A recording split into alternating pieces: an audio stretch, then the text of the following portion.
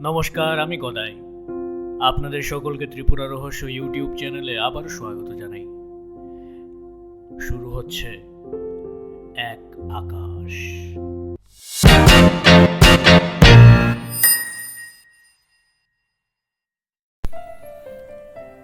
আকাশ আজ আত্মহত্যা করবে।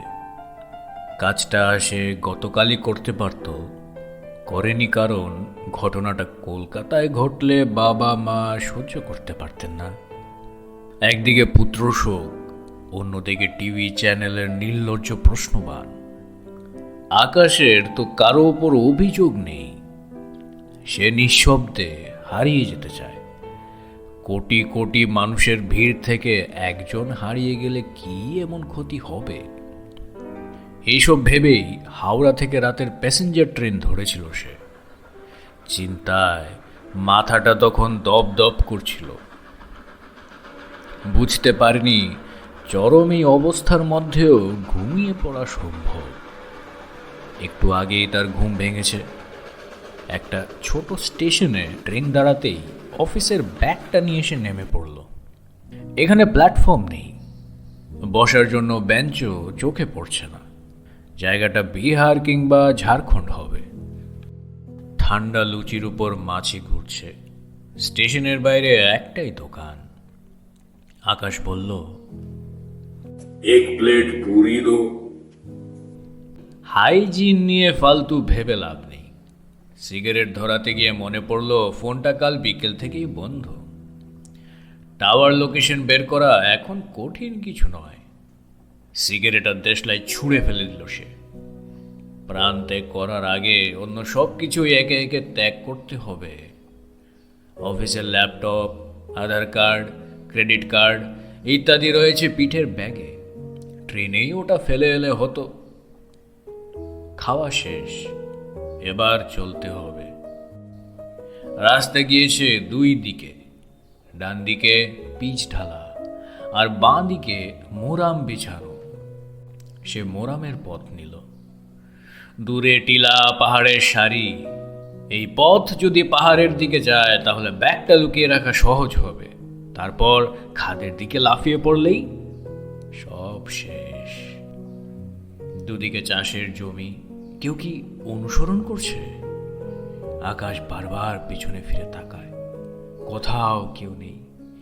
এই জামা, প্যান্ট, চামড়ার জুতো, ব্যাগ সব মিলিয়ে নিজেকে এখানে বেমানান লাগছে। কিলোমিটার দুয়েক চলার পর পথ জঙ্গলে ঢুকল। আকাশ আজ মেঘলা। আরো আধ ঘন্টা পরে সে বুঝলো পথটাকে উপরের দিকে নিয়ে চলেছে, অর্থাৎ এটাই টিলার দিক। এই ভাবনার মাঝেই একটা চিন্তা মাথায় এলো, পথে কোনো মানুষ নেই কেন? এটা মাওবাদী এলাকা নয় তো? ভাবতেই বুকের ভিতরটা ছ্যাদ করে উঠল। হেসে ফেলল আকাশ। যে মরতে চলেছে তার আবার ভয় কিসে? আধার কার্ডটা টেনে ছেঁড়ার চেষ্টা করলো, হচ্ছে না। দেশলাইটা থাকলে পুড়িয়ে দেওয়া যেত। সব কিছুর জন্য সে দায়ী। যে নিজেকে বোঝে না, অন্যকে সে ভালোবাসবে কিভাবে? চাকরিটার উপর সে বেশি ভরসা করে ফেলেছিল। বুঝতে পারেনি ওই সামান্য চাকরি করে রাষ্ট্রায়ত্ত সংস্থার ডিরেক্টরের মেয়েকে পাওয়া যায় না। হতে পারে নবনীতার সঙ্গে তার 5 বছরের সম্পর্ক। আকাশের বাড়ির লোক, আত্মীয়, বন্ধুরা জানতো তাদের বিয়ে হবে। নবনীতার বাবা মায়ের সঙ্গে কথা বলে তার ভালোই লেগেছিল। দিনের পর দিন একসঙ্গে তারা যৌথ জীবনের স্বপ্ন দেখেছে। তার মা গয়না গড়িয়েছেন নবনীতার জন্য। এরপর এক ফোনে সব মিটিয়ে ফেলা যায়।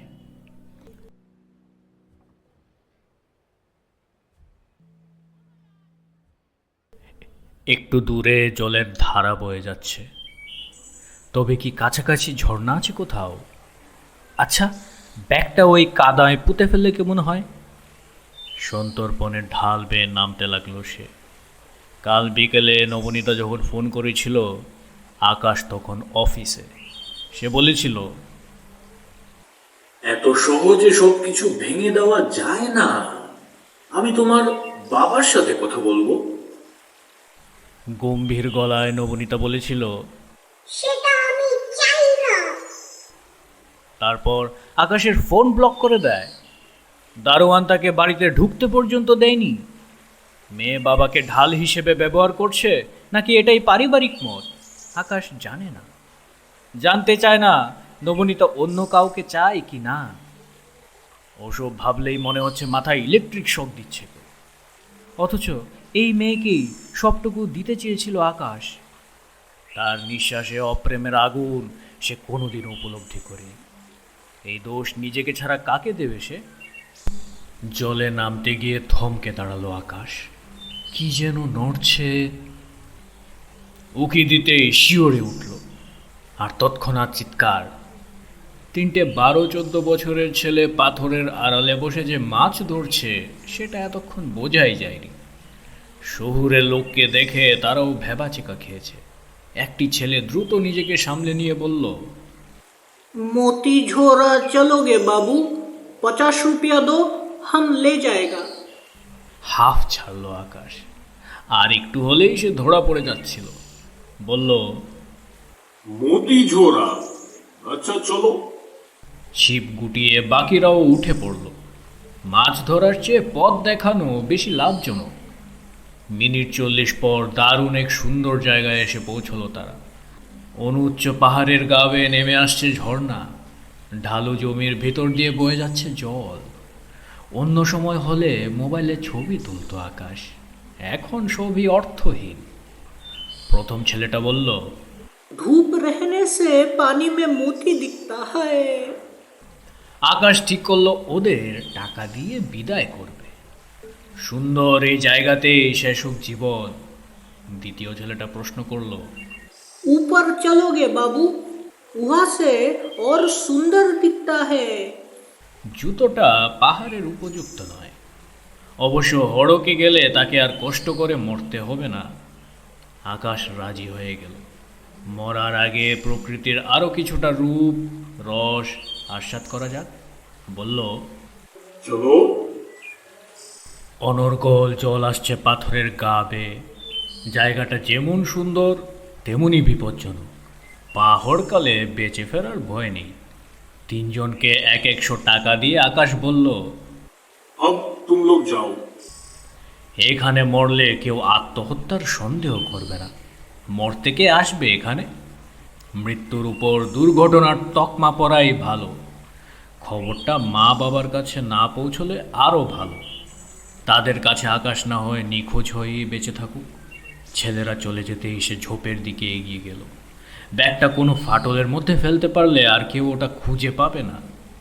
হঠাৎ প্রথম ছেলেটা ফিরে এসে তার হাত ধরে টানলো। नीचे चल बाबू, बहुत तेज पानी आ रहा है। বারবার বাধা পড়ছে তার কাজে। বিরক্ত মুখে আকাশের দিকে তাকালো সে। ইতিমধ্যেই বাকি 2জন ঢালু পথে পাহাড়ের অন্যদিকে নেমে যাচ্ছে। তার হাত ধরে আবার টান দিল ছেলেটা। जल्दी चल बाबू, जल्दी चल।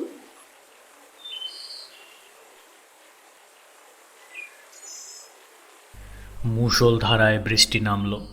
ওরা ছুটতে ছুটতে একটা বাড়ির দাওয়ায় উঠে দাঁড়িয়েছে। জঙ্গলের মধ্যে গ্রাম, টিনের চাল দেওয়া মাটির দোতলা বাড়ি। চালের উপর তুমুল শব্দে বৃষ্টি পড়ছে। ঝুলন্ত এক টুকরো টিনে আলকাতরা দিয়ে হিন্দিতে লেখা, মাহাতো গেস্ট হাউস। আকাশের দৃষ্টি লক্ষ্য করে একজন প্রশ্ন করল, तुम रहोगे बाबू?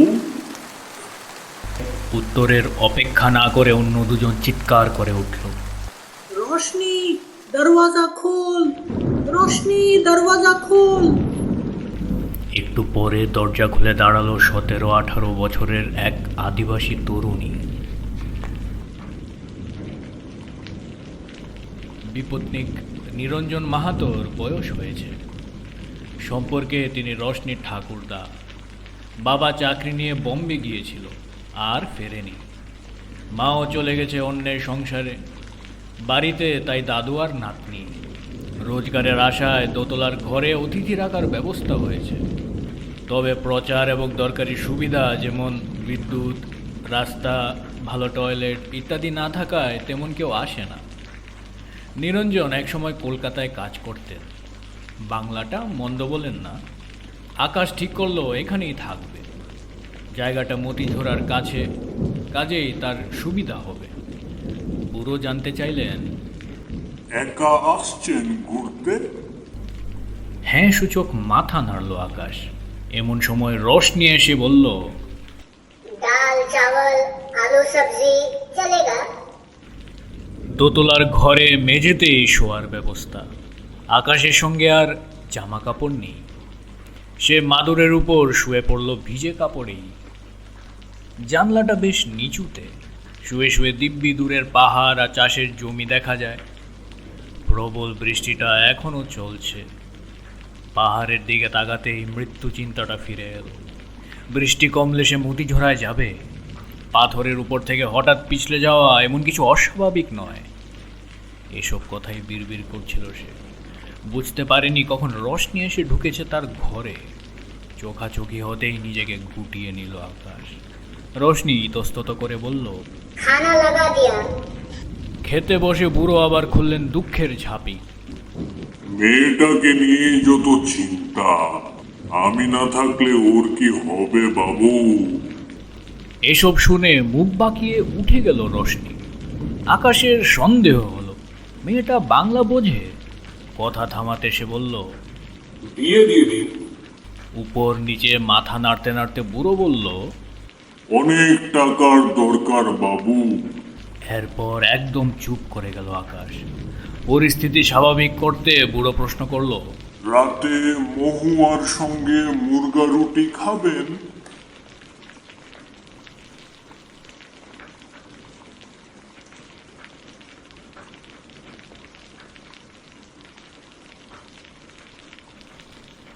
পাহাড়ের উপর দাঁড়িয়ে আছে আকাশ।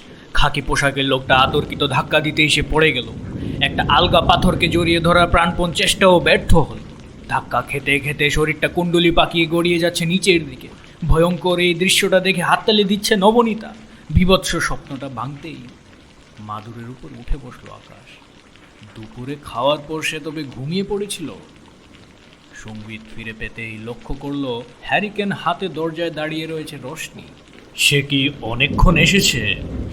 তার মুখের ভাব দেখে অপ্রস্তুত রোশনি প্রশ্ন করল, चाय पियोगे? বৃষ্টি থামার কোনো নাম নেই। রাতে খাওয়ার পর আবার শুরু হলো মৃত্যুর জন্য অপেক্ষা। টিনের চালে একটানা বৃষ্টির শব্দ বিরক্তিকর লাগছে। কখন যে চোখ বন্ধ হয়ে গিয়েছে আকাশ বুঝতে পারেনি। ঘুম ভাঙল মধ্যরাতে। কেউ তার কানের কাছে ঘেঁষ ঘেঁষে গলায় কিছু কি বলছিল। বৃষ্টি থেমে গিয়েছে। বাইরে তাকিয়ে চমকে উঠল সে। জ্যোৎস্নায় পাহাড় জঙ্গল সব পরিষ্কার দেখা যাচ্ছে। আজ পূর্ণিমা নাকি? ছিটকানি খুলে দিতেই ক্যাচ ক্যাচ শব্দ করে সদর দরজাটা খুলে গেল। বাইরে অসংখ্য ঝিঝি পোকার আওয়াজ। এমন জ্যোৎস্না আগে কখনো দেখেছে কিনা মনে পড়ছে না।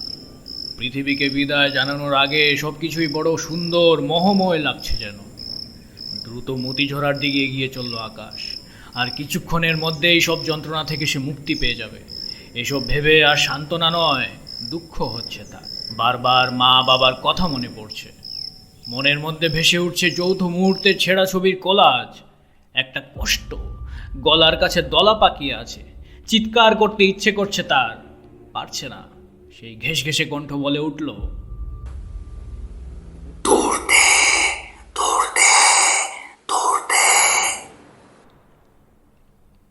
হাঁপাতে হাঁপাতে পাহাড়ের উপরে এসে সে দাঁড়ালো। সারা পৃথিবী ঘুমোচ্ছে। একটু পরে সেও ঘুমিয়ে পড়বে। মৃত্যু বড়ই বিচিত্র। বড্ড একা লাগছে নিজেকে। আজকের কথা কাউকে কোনোদিন সে বলতে পারবে না। চোখ বন্ধ করে ফেললো আকাশ। তার মাথা ঘুরছে, শিরাগুলো দপদপ করছে।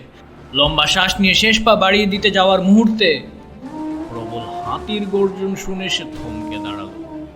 তারপর নিচের দিকে তাকিয়ে স্থির হয়ে গেল চোখ। মতিঝরার জলে নেমেছে বুনো হাতির পা। জ্যোৎস্নায় পরিষ্কার দেখা যাচ্ছে ওদের। অকল্পনীয় এই মুহূর্তে সেই ঘেঁষ ঘেঁষে কণ্ঠটা আবার চিৎকার করে উঠল,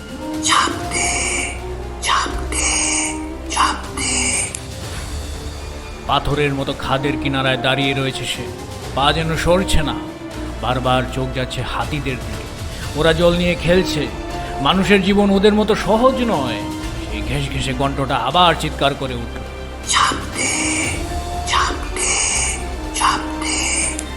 বুকের রক্ত হিম হয়ে আসছে, চোখ দিয়ে গড়িয়ে পড়ছে জল। আর দেরি করার সময় নেই। ডান পা তুলল আকাশ, শরীরটা এগিয়ে দিল সামনের দিকে। এক বিকট আর্তচিৎকার, আর তারপরেই কেউ পিছন থেকে খামছে ধরল জামাটা। অতর্কিত টানে মাটিতে পড়ে গেল আকাশ। চোখ তুলে দেখলো তার সামনে রশনি দাঁড়িয়ে রয়েছে। মেয়েটার পিছনে থালার মতো জ্বলজ্বল করছে পূর্ণিমা চাঁদ। রশনি তার দিকে হাত বাড়িয়ে দিল। উঠে দাঁড়ালো আকাশ।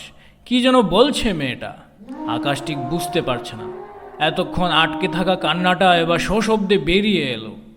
ওর হাত দুটো নিজের হাতের ভিতরে খুব শক্ত করে ধরে আছে রশনি। আপনারা শুনছিলেন ত্রিপুরা রহস্য। Please like, share and subscribe. Thank you.